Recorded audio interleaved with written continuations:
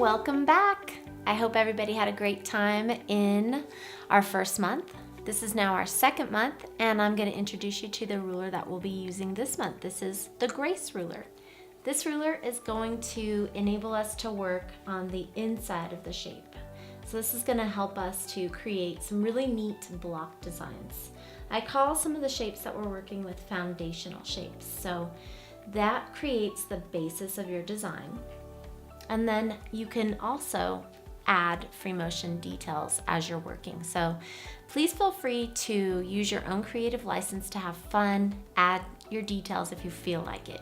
I'll show you as I get to quilting some different things that you can add and how you can make it fun, make it your own, and just have a great time.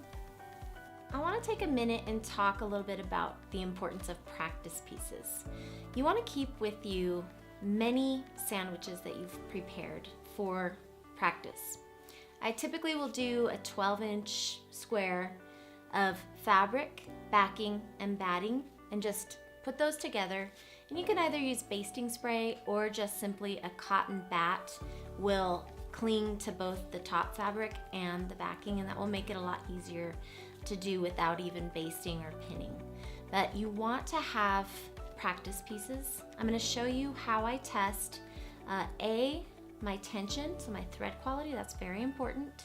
Better to test beforehand so that if your stitches are not perfect, you can make a correction before you go to your actual quilt. So test your thread tension ahead of time on the practice piece, and then familiarize yourself with the weight distribution using the ruler. So with the Grace, we're going to be really practicing how to distribute the weight of our ruler foot from one side or edge to the next. So here's a practice piece that I've got under my machine, and anytime you test for tension, you want to do a very back and forth motion. And where you'll end up with problematic areas is going to be at the points of directional shift. So you'll check the top side of your fabric as well as the underside to make sure that you don't need any adjustments. If you're seeing some of your bobbin thread pull to the top, then that means that your top thread is either too tight or it might be caught up on some type of an obstacle or wrapped underneath the spool holder. So you just want to make sure that your stitches look nice. And then you can bring in the ruler, and I'm just going to give you a little example here of how I might kind of become acquainted with a particular ruler. For the Grace ruler, I've attached the gripping aids using just a little bit of tape, nothing fancy, because I'm not really relying on the edge lines of this particular ruler on this particular quilt. It's not going to get in the way of anything important. All right, so as I practice, I want to practice shifting my weight. Obviously, it's going to be a little bit easier to practice on a smaller piece than on your larger piece. So practice this many, many times. You might even reverse your stitching direction so that you're really getting used to using different directions as you're stitching. And you can even just go along the edges multiple times until you're really familiar with how the shape goes. And you'll just be much better when you go to your actual piece. All right, so now we're ready to dive into our quilt. Are you doing one project or are you doing two? You might think about doing two at a time. Since we're just doing a little bit each month, you can actually have multiple projects going. And that way, come Christmas or birthday, you have a gift. You've got an extra.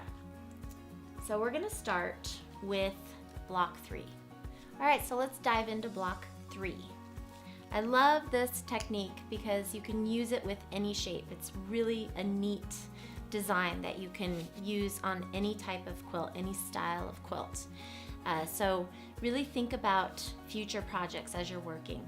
It's very simple. You just divide the block in half, diagonally, horizontally, and vertically, and then you're just going to begin at the center and rotate the shapes all the way around. So you're going to get a very neat, symmetrical look with this technique. got our needle in the down position. We've got our ruler lined up with the line that's provided by the stencil so that my point matches up with the point of my block. You'll see as I start to quilt. My ovals on the ruler are what I use to grip the ruler, as well as the edge here. I'm going to use the edge. You're going to find that this type of design is very easy to do with a domestic sewing machine. This is where we distribute our weight. So once we hit the point here, right there, I hit the point, that means it's time to lean against this edge. So I just shift my weight like so. Lean on the next edge. It takes a little bit of practice to get used to. Lean on this edge now and back to the center. Once you are back at the center, what you're going to do is you're going to rotate that ruler so that it is now positioned like so. Okay, so it's going to rotate 45 degrees or 90 degrees. I don't know, I need to brush up on my math here. So just rotate it like so. How about that? And then line up your point, use your oval, use your hands here so you have a good wide hand stance on that ruler, and then you're going to buzz through the next 3 sections just like so.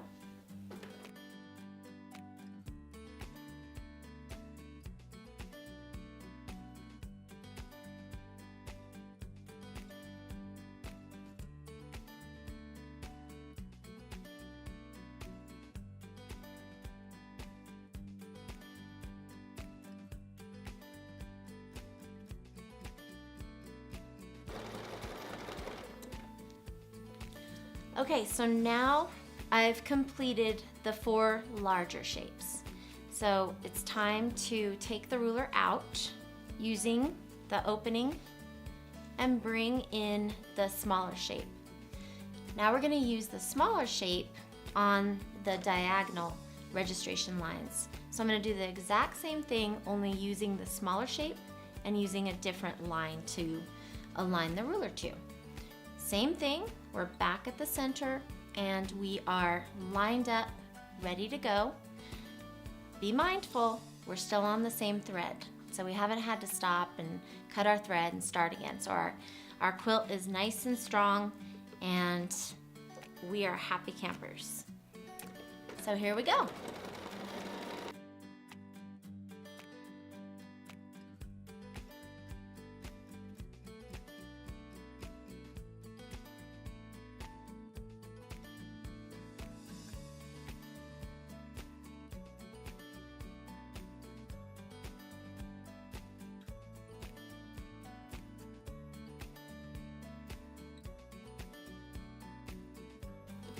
Okay, so we have completed our block design with just 1 thread.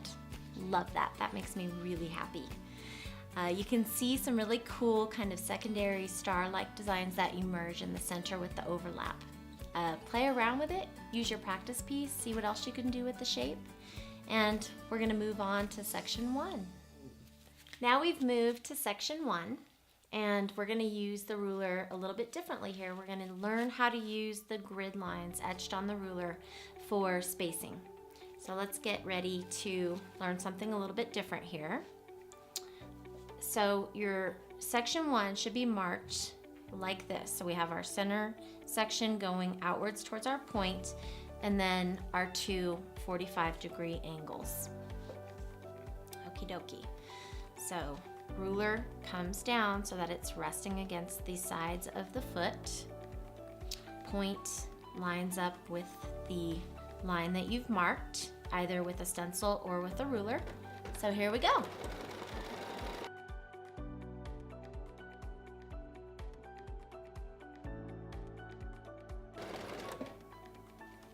Now that we've completed that first shape, we're just gonna take the ruler and we're gonna reposition it. So it's gonna drop down so that it's lining up with one of the grid lines here. So it's gonna drop down a little bit, and that registration line will keep it straight.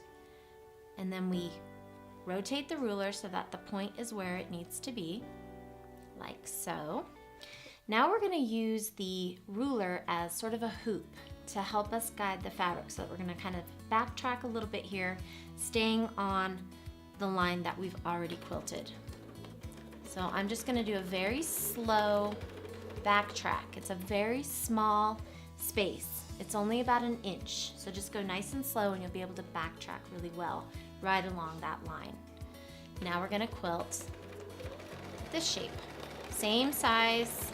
It's just dropped down a little bit. Now we're going to travel back to the center point again. So little backtracking here, back to the center point. We're going to now take the ruler and we're just going to rotate it like so. We're going to line up the point right here along that seam line or stitch line, and then we're going to do this section. This can also be done as one consistent stitch.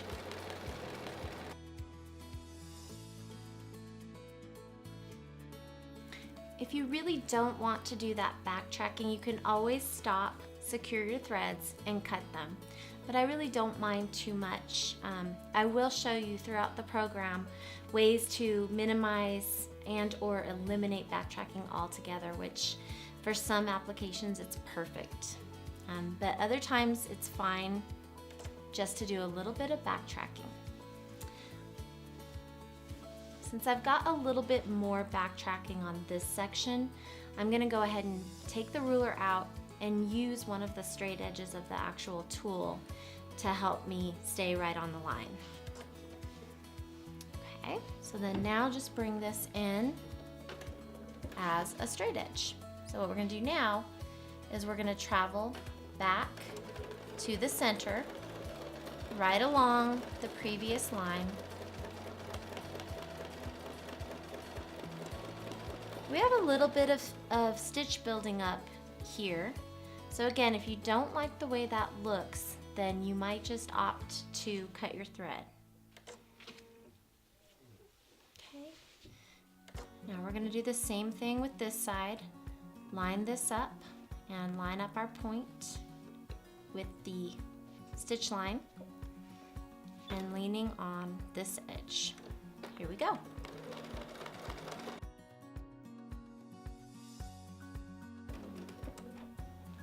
I think I'm going to go ahead and stitch back to the center point again, even though I'm done with this section, just to keep it consistent. So I have backtracking on one side, so I'm going to go ahead and match it up on this side.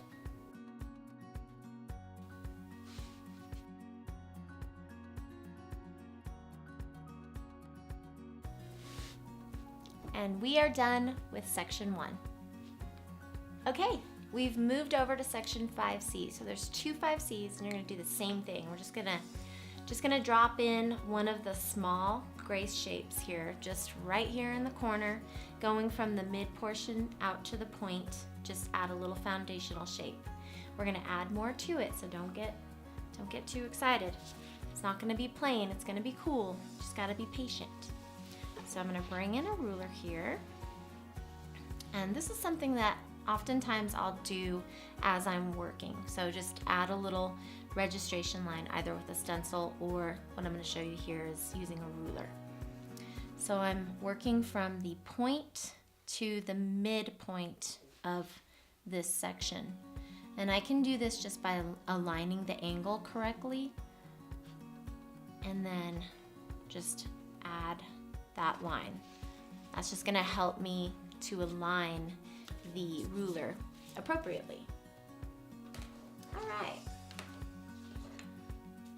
back to the small grace. So we're going to position the small shape so that the point matches up with the corner. And remember to always be bringing your bobbin thread up to the top. You don't want to forget this step because in the end you're going to be much happier when everything has been brought to the quilt top, so you don't have a bunch of little nests and thread tangles and things underneath that you'll have to end up picking out. So it's just kind of saving you time. Okay, so just grab a hold of that bobbin thread and take those few locking stitches, and then you're ready to go.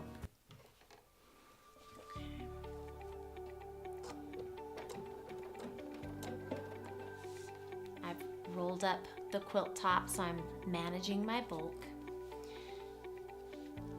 And here we go.